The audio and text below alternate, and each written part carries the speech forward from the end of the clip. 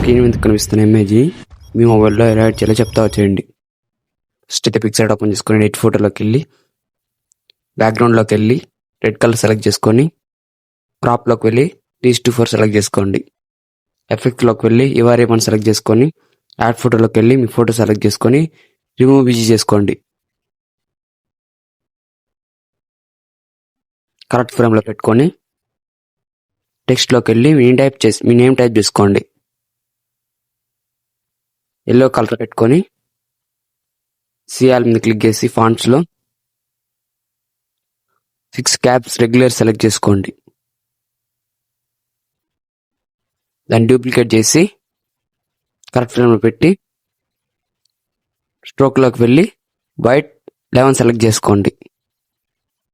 Select చేసుకొని colour background పెట్టుకునేసి టెక్స్ట్ని down చేయండి.